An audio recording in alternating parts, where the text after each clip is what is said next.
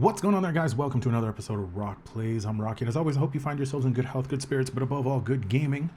Today we're going to do something a little different. We're going to react or just watch together the latest New Rockstars episode. These guys I've been following for a really long time. I'm sure one of you out there knows who I'm talking about. They're the ones that come up with the insane freaking ideas as to what's happening, what's coming. Sometimes they're right, sometimes they're wrong. But they have a new video out with their suspects as to who might have saved Grogu during Order 66. I myself have two suspects as well, one of them being R2-D2, the other one being Jocasta Nu.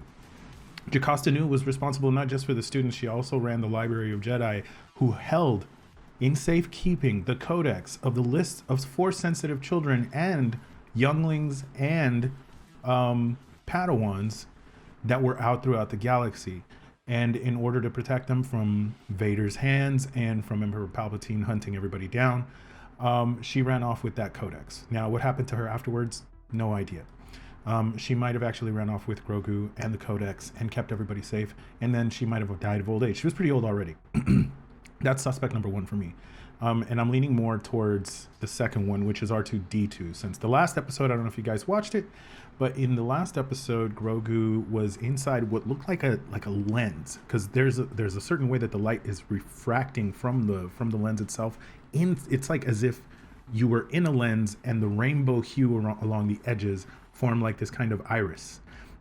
That's the way lenses kind of work. If you push your lens and then like point it up at the sun, you're not supposed to do that because you can mess it up. But if you do that, inside of the lens, you'll see kind of like a rainbow ring, which is what you see when you're looking through Grogu's memory. So I'm thinking R2 ran off with Grogu and kept him safe and then delivered him to some other random somewhere. And then people started sending bounty hunters after him, you know. At some point, one point or another, they did get his hands. The Empire, the remaining Empire, did get their hands on Grogu because they had his blood to try to make whatever Snoke is, I'm assuming, or to try to make, I don't know, more Force-sensitive soldiers, I guess. But that being said, we're going to watch and see how that plays out. And I hope you guys enjoy yourselves while you're here. Have a good time. Let's go. Okay, let's review what Ahsoka Tano first told us about Grogu on the night of Order 66. He was raised at the Jedi Temple on Coruscant. Many masters trained him over the years. At the end of the Clone Wars, when the Empire rose to power, he was hidden. Someone took him from the temple. Then his memory becomes dark. We can deduce from this that Ahsoka did not know any of this until after she used the Force to read Grogu's memories here. Despite Ahsoka being only 5 years younger than Grogu, when she was younger training at the temple, she did not know Grogu existed. Grogu was a secret known only to a handful of Jedi Masters. And since Anakin Skywalker was denied the rank of Master in Revenge of the Sith, he probably did not know Grogu existed either. And now, this new flashback shows that night from Grogu's perspective. 3 unidentified Jedi fight the 501st Clone Trooper Battalion. These are the best of the best, nicknamed Vader's Fist. The 2 Jedi on the side are hooded. We cannot determine who they were. There's one in the center with blonde hair tied in a bun. Similar hair to Temple Battlemaster Sindralic, but this probably wasn't Sindralic. He was training older Padawans at this exact moment, and holocron security footage showed him dying instead against Anakin one-on-one. Or is this figure Librarian Jocasta Nu? This person is a man. Also, that night, Jocasta was found by Anakin in the archives. She refused to light a temple beacon that Anakin wanted her to do to lure other Jedi into this death trap, so Anakin killed her. Jocasta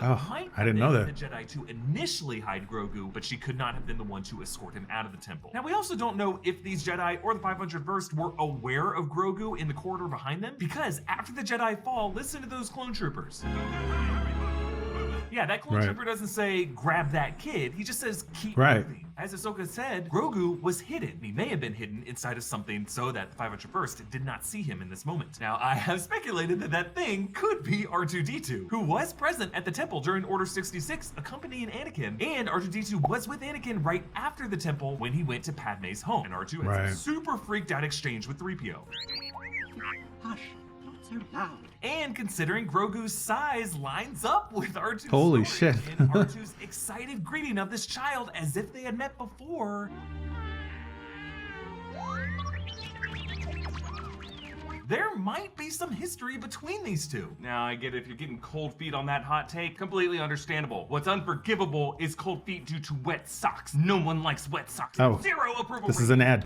Let's go ahead and skip the Vossies. During the massacre. Oops. Go back. Now, this new scene confirms that Grogu was already hidden by the time the clone troopers opened fire. So it's not like Grogu by There's a brim there too, like a little remained hidden during the massacre where he and then can't see. discovered later. No, he was there in the corridor when the action was happening, but obscured. So this rules out Yoda and rules out Obi-Wan Kenobi from being the first Jedi to find and to hide Grogu. Obi-Wan was on Utapau, Yoda was on Kashyyyk. It wasn't until the next morning that they arrived at the temple. And at that point, Grogu would have already been hidden and removed from the temple. Now, in the past, we have brought up Yaddle as a possibility, Jedi Master who was on the Jedi High Council in Phantom Menace and then left sometime after. There was a Legends story in which Yaddle dies before Order 66, a story no longer canon technically, and then a comic, Darth Vader number 25, showed Anakin slaying a Force projection of Yaddle while trying to metaphorically kill off his past, but other than a line in Jedi Fallen Order speculating what might have happened to Master Yaddle, we don't know really what happened to him. After this scene, many have asked about that 4-diamond symbol on the walls of the corridor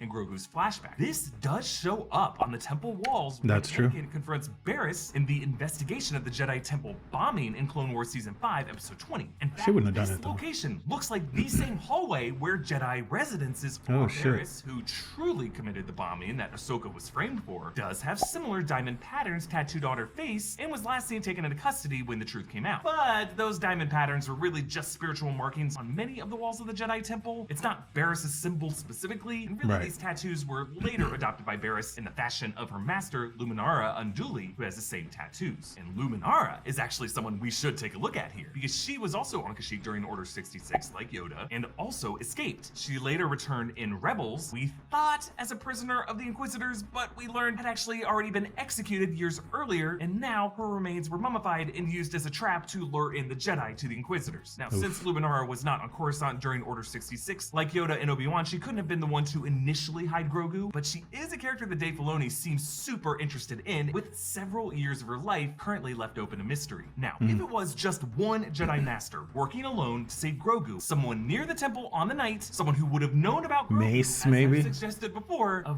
very good suspect is Mace Windu. There you go. He severed his arm and Palpatine zapped him out the window. We never saw his body. Everyone wants he could have like force landed would have had just enough time or force cushioned himself Jedi Temple and secure this secret youngling. And I bring him up because recently in interviews with IMDb, Tamara Morrison and Ming-Na Wen mentioned Mace Windu as a figure Boba Fett still in the present and future wants to seek revenge upon. Whoa. Big time. Serious? For my dad. Revenge? A little bit? I've got my eye on him. He's top of the list, in fact. Slow torture, though. I think we better let Jon Favreau know that we should have another series, and I start looking for Mace. So will the Boba Fett finale be the place Mace Windu returns to reveal his survival that night? Or is Filoni saving that for the Obi-Wan Kenobi series, for The Mandalorian Season 3, or Ahsoka? If Mace Windu is alive, revealing him as the rescuer of Grogu, one arm Wilro hooding whatever Kyoto was inside, shoving out of the way the less cuddleable Padawans, that would be the badass character return we've been waiting for this guy. There you go. If it wasn't just one Jedi who saved Grogu, this rescue mission really could have been a 3-step handoff. One Jedi Master to initially hide him, and again, I love the idea of this being inside of R2-D2, but maybe Grogu was just stored inside of something else, and that first Jedi Master being one of those 3 from the flashback, or Jocasta Nu, or Yaddle if she's still alive, or just someone we haven't met yet. Someone who did not make it out of the temple alive. But then, step 2, the container is transported knowingly or unknowingly out of the temple, kind of like the basket carrying baby Moses, and then finally a receiver Jedi discovers Grogu in this container. And if that container was R2, then it could have been Obi-Wan or Yoda when they all met up on the asteroid Masa. This handoff could have happened in the time between Padme giving birth to Luke and Leia, and R2 and 3PO ending up in the custody of Bail Organa. But one would think that if Grogu ended up in Obi-Wan's hands or Yoda's hands, Grogu would have been far more protected. But when we first met Grogu in the first episode of The Mandalorian, he was in the hands of a random Nikto gang, being hunted by Moff Gideon's clients, these Imperial loyalists. So one would think that instead he ended up in the custody of someone who could not continue to look after him, someone who met an untimely end, perhaps that final Jedi Master recipient being Luminara Unduli, who met a tragic end when she was arrested by Inquisitors, yet still someone who could have played a fateful role in securing the future of the Jedi, or the future of the That would also connect the Inquisitors to the live action. So, Mace Windu working alone, or Luminara Unduli working with a network? Who do you think saved Grogu after this latest flashback? Comment down below and follow me on Instagram and Twitter at EA Voss. Follow New Rockstars, subscribe to New Rockstars for more analysis of everything you love. Thanks for watching. Bye-bye. That's pretty great. That's pretty great. That's pretty awesome. All right. If you enjoyed this video, make sure to hit that like button. Also subscribe if you haven't done so already, and check out my other stuff. I'm going to be posting more and more and more, and more often, more frequently, because I've got nothing but time on my hands. It looks like time and work. So, yeah. Let me know what you guys think down below. Who do you think saved Grogu? Did he manage to just bounce around until he ended up on some kind of pirate ship? Maybe, and stay with me on this, maybe the person that saved him was, let me bring him up so that you guys can, let's see, what is his name?